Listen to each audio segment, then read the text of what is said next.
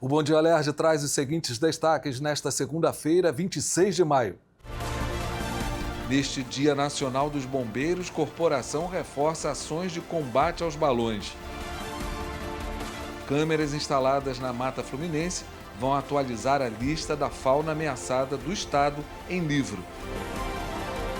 Cresce o número de ecopontos em São Gonçalo. O Bom Dia Alerj começa agora.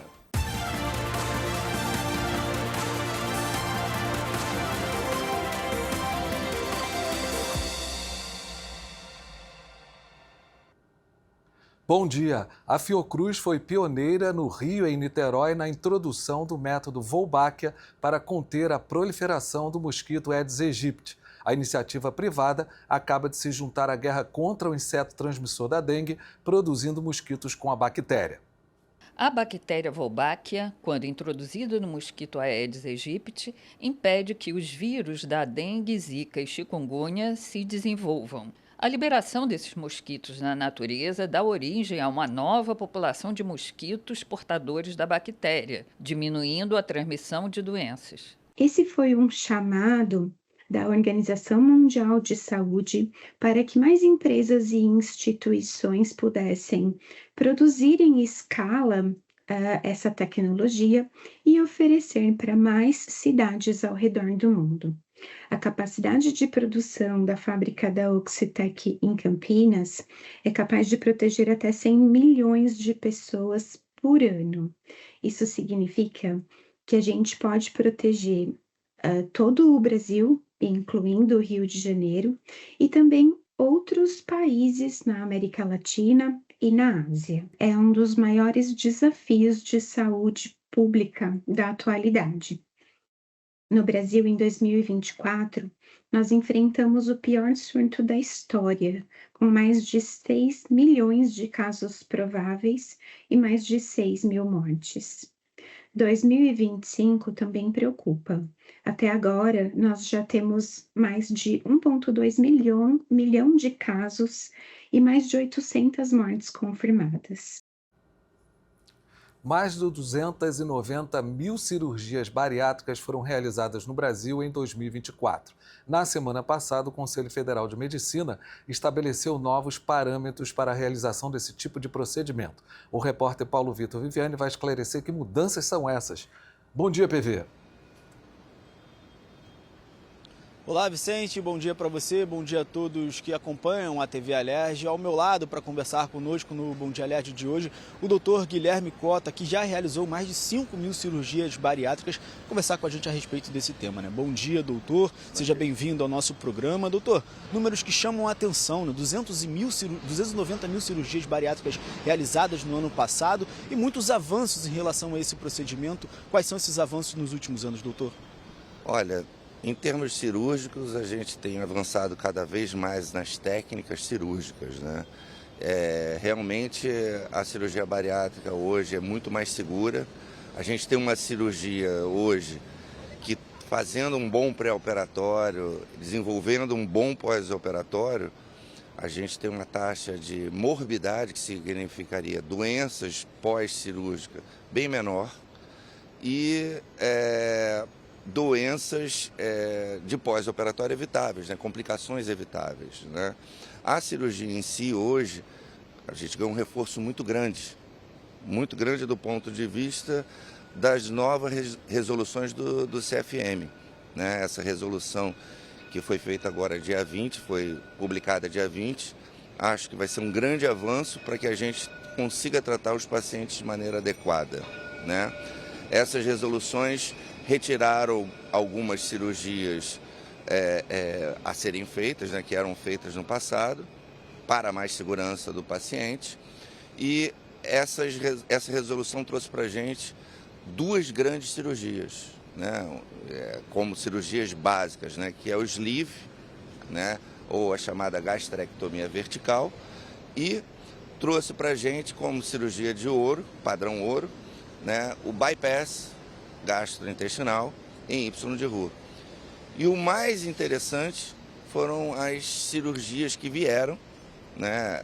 3 outras cirurgias, que é o mini bypass, que já é praticado no mundo inteiro, mas agora a gente tem autorização de fazer isso aqui no Brasil, né? Trouxe para a gente o SADS, que é uma outra técnica também bem interessante, e trouxe para a gente a bipartição. Essas 3 técnicas, elas são realmente realizadas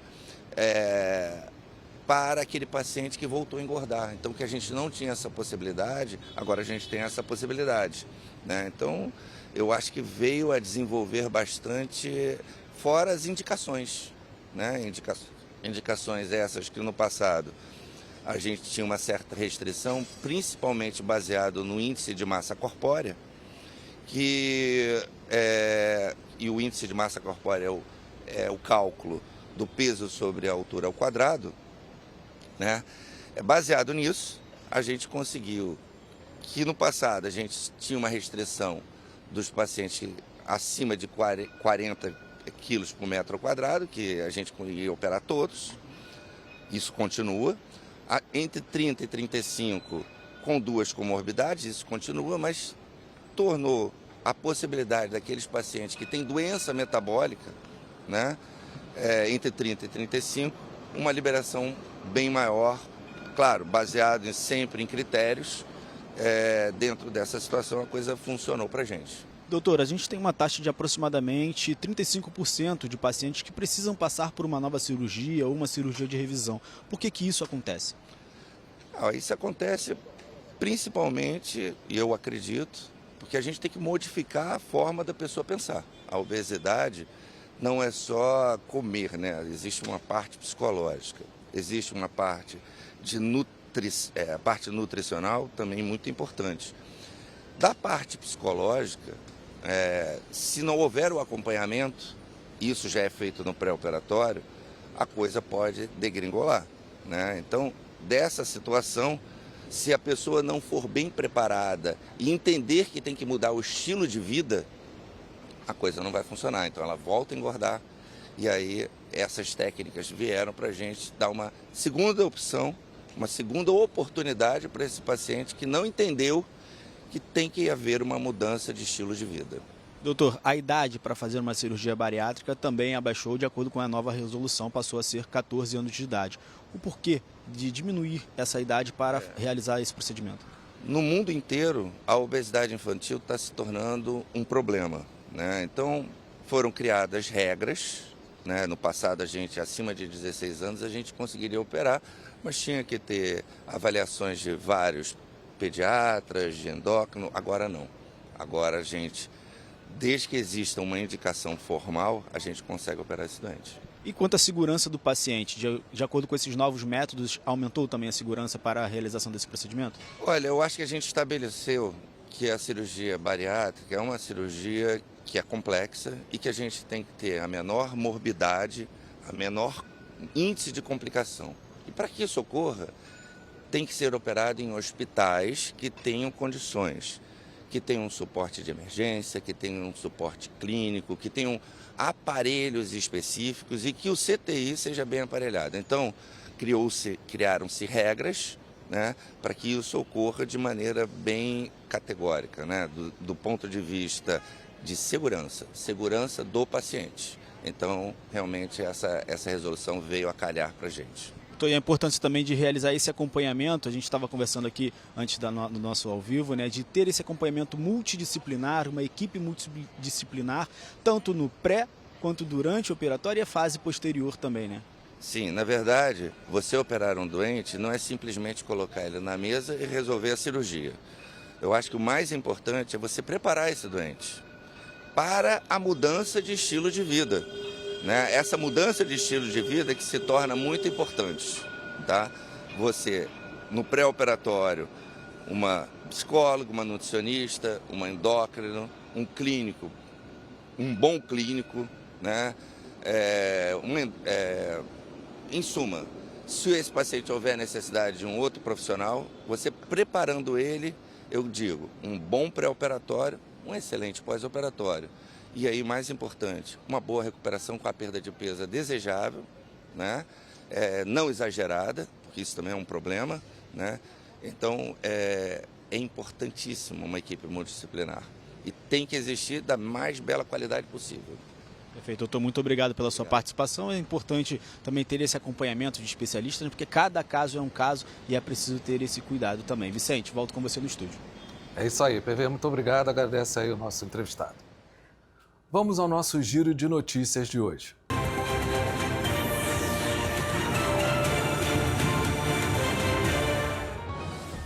Soltar balão é crime, representa um risco real ao meio ambiente, à segurança pública e à vida.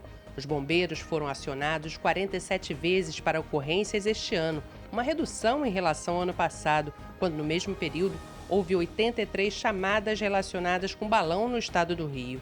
Neste Dia Nacional dos Bombeiros, o alerta é dado pelo porta-voz da corporação, lembrando que o próximo mês costuma ser recordista deste tipo de infração por conta das festas juninas.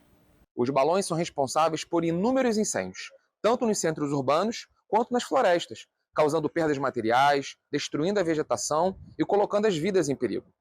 Além disso, os balões representam um grande perigo para a aviação. O risco de colisão ou de sucção pelas turbinas das aeronaves é real. Nessa situação, a chance de um acidente aéreo é muito alta. Nas cidades, eles facilmente podem atingir as redes elétricas e acabam interrompendo o fornecimento de energia para milhares de pessoas por um simples curto-circuito. Seja consciente, não solte o balão. Em caso de incêndio, ligue o 93 e conte sempre com o Corpo de Bombeiros. 480 novas câmeras estão sendo instaladas na Mata Fluminense para monitoramento da fauna silvestre no Rio. Além dos registros visuais que otimizam as políticas de conservação, o material contribuirá para a atualização da lista da fauna ameaçada do Estado, resultando na publicação de um livro. O Instituto Estadual do Ambiente, o INEA, está encarregado pela distribuição dos novos equipamentos, que irão contemplar todos os municípios, além das unidades de conservação estaduais, como os parques estaduais Cunhã-Bebê, na Costa Verde, dos Três Picos, na região serrana, e o Refúgio da Vida Silvestre, no Médio Paraíba. A última lista da fauna ameaçada foi publicada há 27 anos, o que demonstra uma defasagem nos estudos. O novo livro deve ficar pronto em até 2 anos. A Prefeitura de São Gonçalo inaugurou um novo ecoponto na Praça Zé Garoto. No local, as pessoas poderão trocar resíduos e materiais recicláveis por dinheiro digital, acreditado em um cartão que pode ser utilizado em estabelecimentos comerciais de São Gonçalo. Este é o terceiro ecoponto para a entrega de material reciclável do município. E no fim de semana teve futebol ao vivo aqui na TV Alerj. Vamos voltar com o repórter Paulo Vitor Viviani, que traz todos os detalhes do jogo. PV, de volta com você. Olá novamente, Vicente. No clima frio de Resende, um duelo muito quente dentro do campo, no Estádio do Trabalhador. Um jogo com muitas oportunidades, mas que acabou empatado em 1-1 para Resende e América. O América que abriu o placar jogando fora de casa ainda no início da primeira etapa com o Léo Pedro. Teve muitas outras oportunidades, 2 bolas na trave, muitas chances perdidas. E aí quando você sofre um gol no início da partida, você precisa repensar ali o seu esquema tático, dar algumas outras instruções. E foi isso que o técnico do Resende, o Jordi Blanco, fez. O Resende criou mais, passou a ter mais posse de bola, chegou ao gol de empate na segunda etapa com o Luan Gama, mas ficou só nisso. Resultado importante para o América, que sai lá do Estádio do Trabalhador com 4 pontos, já que enfrentou o Pérolas Negras na segunda rodada da competição e venceu o Pérolas Negras jogando no Estádio do Trabalhador. E também, o América está em segundo lugar na competição, o Resende ocupa a 5ª colocação com 4 pontos, mas muita coisa pode ainda mudar, porque nesta segunda-feira, hoje, ainda tem jogo, Tem 2 partidas, o Olaria que encara o São Gonçalo pela 3ª rodada, um jogo que precisou ser interrompido ontem, na tarde de ontem, por conta de uma lesão do goleiro do Olaria, e o Pérolas Negras que encara o Americano lá no Estádio do Trabalhador, onde aconteceu esse jogo, sucesso de transmissão da TV Alerj, terminou empatado, Resende 1, América também 1. Volto com você, Vicente. Tá certo, PV, valeu. E lembrando que no próximo sábado a TV Alerj transmite a partida entre Duque de Caxias e Olaria a partir das 2h30 da tarde. E vamos agora dar uma olhada no tempo em algumas cidades do estado. Você vê aqui na tela, Cambuci está com sol, 18 graus nesse momento, a Peribé também com sol, 17 graus, Rio das Ostras também com sol, 22 graus, e Iguaba Grande está um pouco nublado, 18 graus nesse momento. Vamos ver agora como está o tempo aqui no Rio de Janeiro. Você vê imagens aí da Baía de Guanabara, Ponte Rio-Niterói aí no meio da tela, com muito movimento. A temperatura já deu uma elevada em relação ao final de semana. Nesse momento faz 21 graus. A máxima prevista para hoje é de 30 graus. Obrigado, Rodrigo Melo, pelas imagens ao vivo. E o Bom Dia Alerj termina aqui. Se você quiser enviar sugestões ou vídeos aí da sua cidade, é só acessar nosso e-mail tvalerj@alerj.rj.gov.br. Um ótimo dia para você e até amanhã.